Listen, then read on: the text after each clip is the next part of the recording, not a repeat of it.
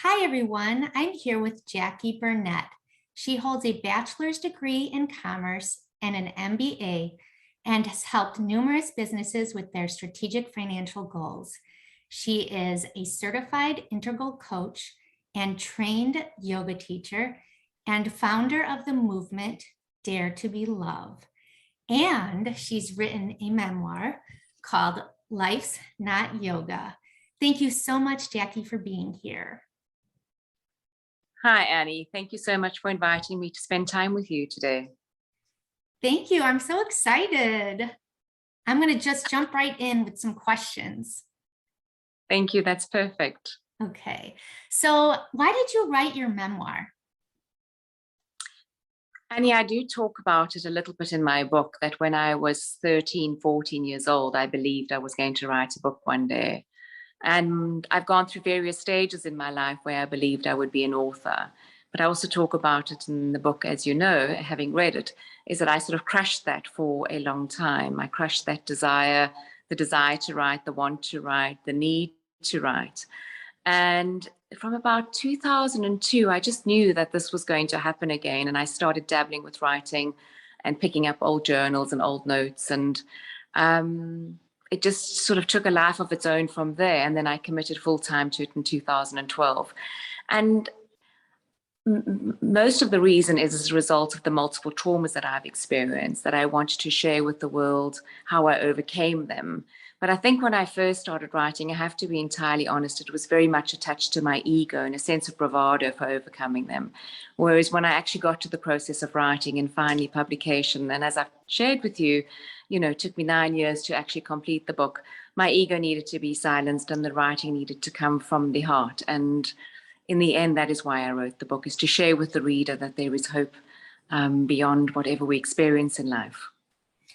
Yeah, and I also got that you were on a healing journey. As I was reading it, I definitely saw growth in you, overcoming all of these traumatic experiences. It literally, it could be a movie. Someone could watch this and be like, it's just amazing everything you've been through.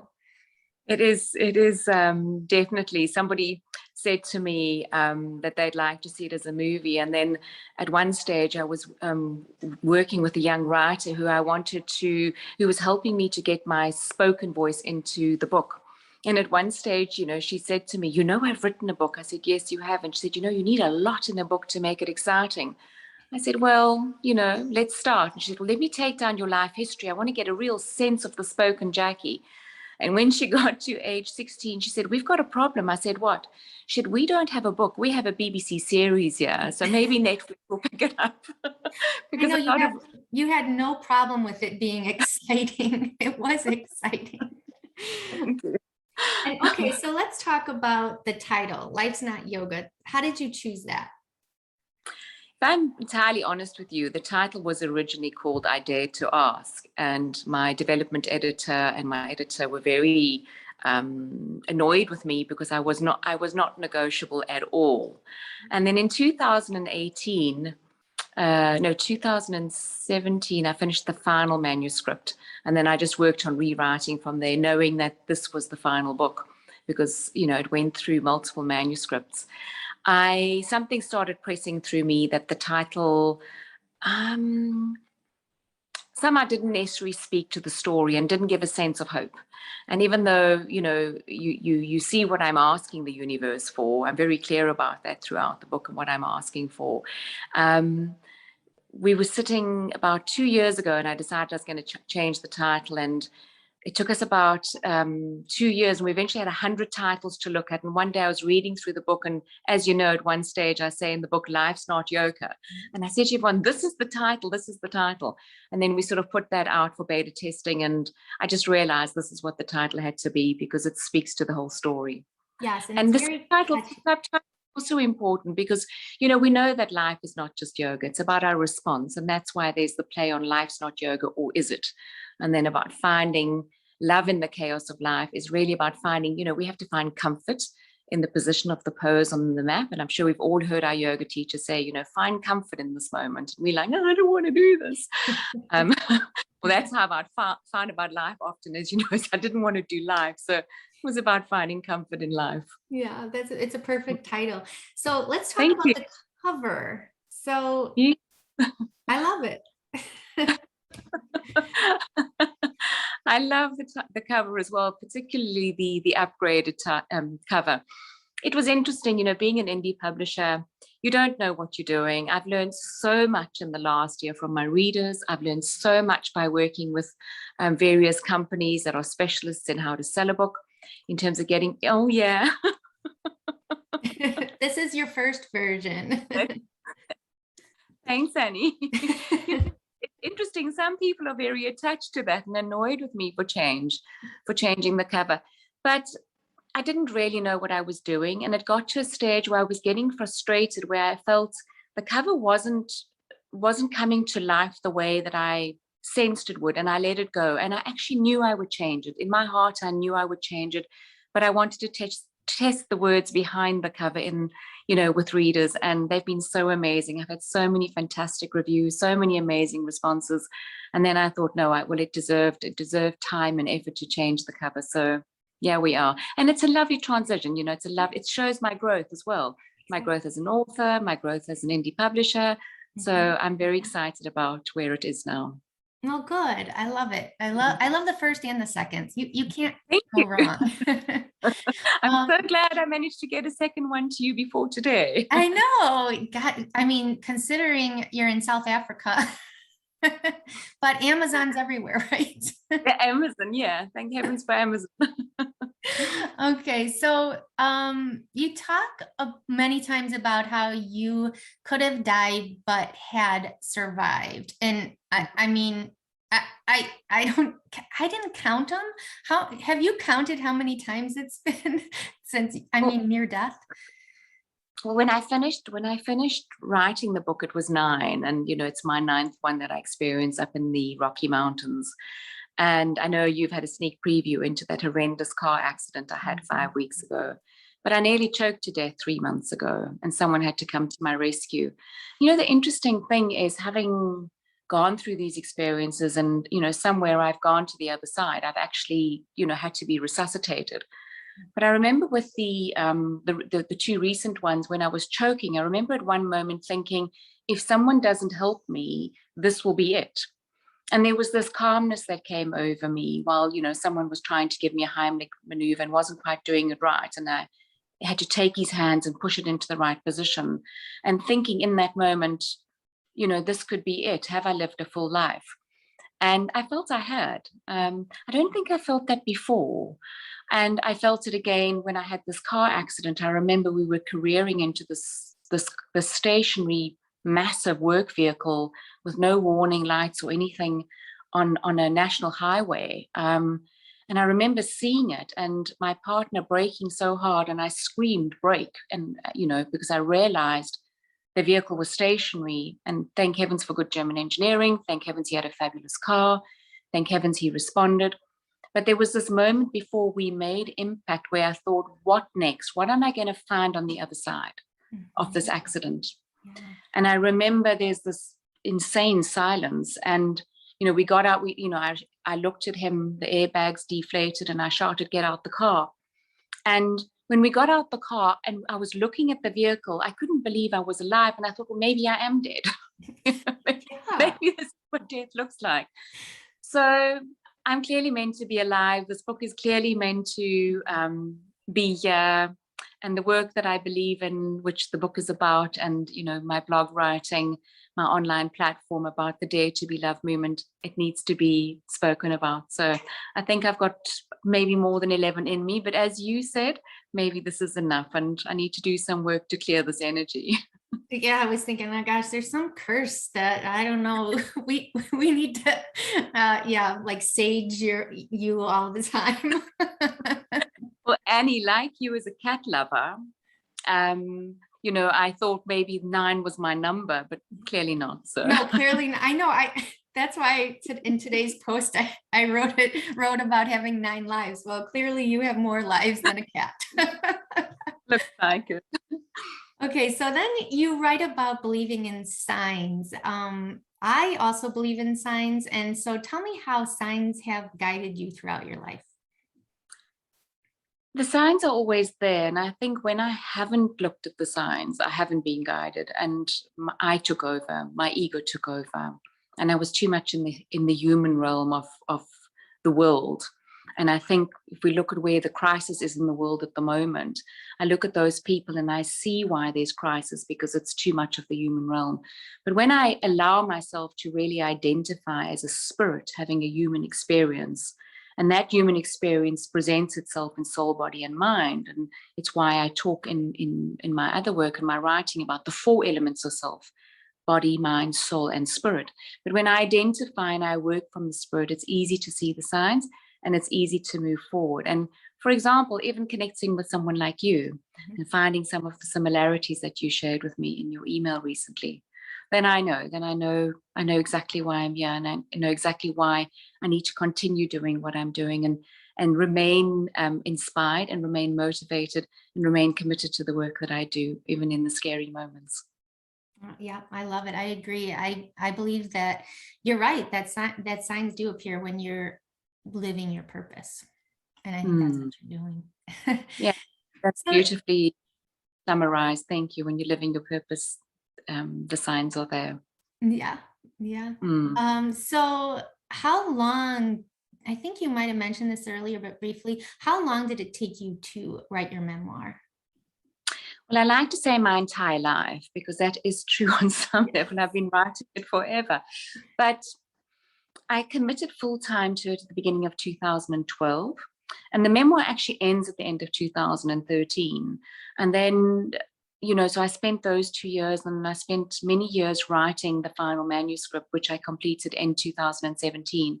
And then I probably went through 100 rewrites to get the book to the point of view that, it was of I'm a fussy reader. And so I felt that I wanted the reader to have their own experience. They might not like the story. They're going to get annoyed with me at times, but that the quality of writing was such that, it was an easy read. It was enjoyable. It was a page turn, as people are referring to it. And I worked with professionals to assist me with that process. So 9 years in total. Wow.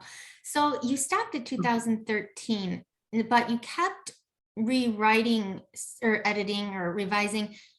Did you want to write, because now it's past 2013, did you want to write Yeah. past that? Yeah. More so.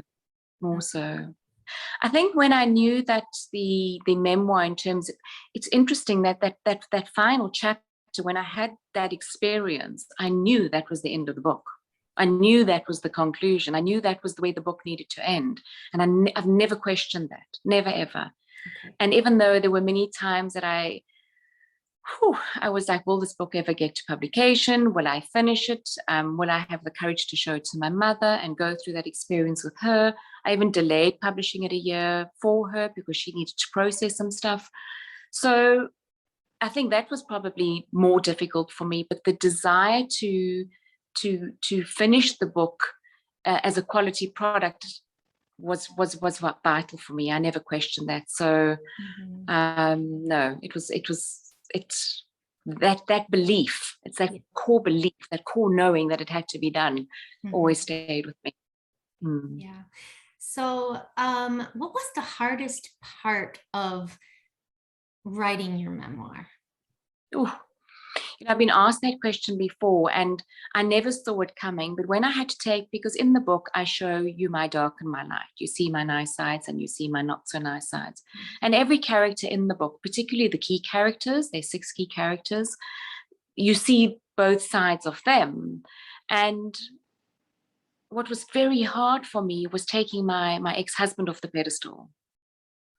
So showing you my ugly side was easy. Showing you that, the sides to my mom and my dad, or Dan in the book, but taking my ex-husband off the pedestal nearly destroyed me. And it's, realizing how much I loved and adore him and still do. And, just had a chat to him 2 days ago. It was his birthday and he was dealing with something, what a privilege to have been married to someone like that and have shared a big part of my life with him. But that was really hard. Yeah. And then watch my mother read it. Yeah. Well, it was interesting that you didn't take your ex-husband off a pedestal, or you didn't like to, but that you could with yourself. Like Mm. I was amazed about how honest and true you were to divulge the dark sides of yourself, which I'm very impressed, because not many people, I don't think, could do that. Well, I think that's the core of my work, until we can actually really, really look at ourselves. Because, that opening poem of mine is about looking in the mirror, and everything that I hated about my parents was in me. And I needed to show the reader that it existed, because it's actually inside all of us, whether we live it out or not. And it's really, how do you find compassion for the murderer? How do you find real love for someone who has hurt you? It's identifying that all of that exists inside every single one of us. So every trigger that we have is the gift of the opening of our own dark side. And there was no ways I could talk about this. There was no ways I could be true to that if I didn't show you my ugly side. Yeah, yeah. Wow, I Mm. commend you for that. Um, okay, so do you want to talk about anything relevant that happened in your life after 2013, after you stopped the memoir? Like, what happened next? So much has happened, and no, I don't think there's going to be another memoir with regard to what happened next. But what there are going to be a few more books, and one of them I really want to be my mother's voice, and that's what I'd like to call the book, and share how I got to spend the last month of her life with her, and how she actually passed away in my arms, and our whole healing process. But what happened after that was definitely a healing process from 2013 onwards. My mom and I reconnected about 6 years ago, and we started a process first in therapy and then in communication, and cutting everybody else out and deciding how we were going to heal our wounds. I have, started the Dare to Be Loved platform. So I started an online platform, writing a blog, and that quickly, I quickly got 40,000 followers on Facebook. I'm quite new to Instagram, so I'm looking for a following over there, and talking about the message of what it means to be love, what it means to be at peace with your beliefs, when you know that all of your beliefs are infused with love, so that everything that you do, think, and say in life comes from that place, so that you can stop the war inside. Because we need to stop the war inside to stop the war outside in the world. We very quickly want to rush into, other places and and that was where I kept making the mistake, was trying to fix everybody else, but I wasn't fixing myself. Whereas, so working with that message of what it means to be able to look in the mirror, to be able to really look at your core belief system, and then to have the courage to actually question whether your belief is actually infused with love. Because when we work from that space, there's hope of bringing peace in the world. And that's really the key thing that's happened since then, is working around sharing that message with the world. Yes, so I think you went right into my next question, was what do you want readers to take away? Was there something else you want to say, or was that your key message? The key message is that there's hope beyond any trauma. There's hope beyond any circumstance. There's hope beyond anything that happens in your life, any loss that you have. And what does it mean, and how do you come about that in terms of being loved for your circumstance? And, reading my book, you get to understand, after the multiple traumas that I had, that it is possible. Yes. And then the platform is about sharing with readers how one can do that. Yeah, perfect. That's wonderful. So you talked about the Dare to Be Love movement. Is there anything else you're doing now? You're writing another book from your mother's voice, is it called? Or I'd like it to be called My Mother's Voice, your yes. mother's voice. Mm. Okay. All right. Wow, that's a lot going on still. Yeah, well, and then also, the second book is also, well, the second book that I hope to publish is actually sharing with readers how I came to this understanding, and how you find enlightenment around a particular topic in your life. We don't have time to spend 40 years on the mountain to become fully enlightened. But if we can find enlightenment for ourselves around one story, we can then take the paintbrush and then repaint that with other stories in our life, or other situations that we have. And that's really book 2 that I'd like to do. And then, as I say, I'd like to do a book of poetry, as well as the book around my mother's, sharing my story with my mother about how my mother and I healed our wound, our combined wound. Because healing our own wound is actually easier than healing a wound, the combined wound with someone else, even though it's hard to heal our own wounds. But then taking that and working through it with someone else, like I did with my mother, was just insane. Next level amazing. That is amazing. That is so Mm. amazing. So where can readers find this memoir, Life's Not Yoga? Well, the obvious place is Amazon at this stage, but all online platforms all around the world. And you can go to your local bookstore and ask them to order it in for you, because it is with Ingram Sparks. So anywhere that you want to get it, you can get it from. And you can also ask your library to order it in for you if you don't want to actually purchase a copy. But all ebook platforms around the world, as well as all print-on-demand platforms, Amazon, Barnes and Noble, everybody has it. So I'm very excited that it is available everywhere. That's wonderful. Well, thank you so much for sharing your messages with me today and everyone who's watching. I really appreciate it. Thank you so much, Annie. But before we say our farewells, if you wouldn't mind, because I'd like to, I'm obviously going to share this with my readers and followers, tell us a little bit about yourself before, so that people who get to watch this also know who Annie is. Okay, sure. So I'm a soon-to-be author. I'm working on revising my debut. It's called The Friendship Breakup. And it's about a woman who is building a business and coming up against obstacles and trying to find what's important in life. So I'm excited about that. I am working with my agent, and I hope to be on submission soon to publishers. And I'm doing Bookstagram on Instagram, so you can follow me for book recommendations at Miss Annie Catherine. And what else am I doing? Oh, I'm doing Soulful series chats. So this is one of my favorite projects. I'm interviewing authors who have written memoirs, nonfiction motivational books, self-help books, anthologies. And as you know, you're one of my guests, and I do that once a month. So those are the things I have going on. So you're busier than I am by the looks of things. I don't know about that. I think you are. And I'm very excited about your book, and I hope that I will get to read and review it for you. And for those of you out there, you must know that Annie's an amazing reviewer. So thank you so much for reviewing my book and for having me on the series with you. Yeah, you're welcome. I loved every minute of it. So take care, and I'm going to do this one more time. Go buy it. Go read it. Wait. Let's both do it at the same time. Okay. Thank you. Thank you. Take care. Bye. Bye.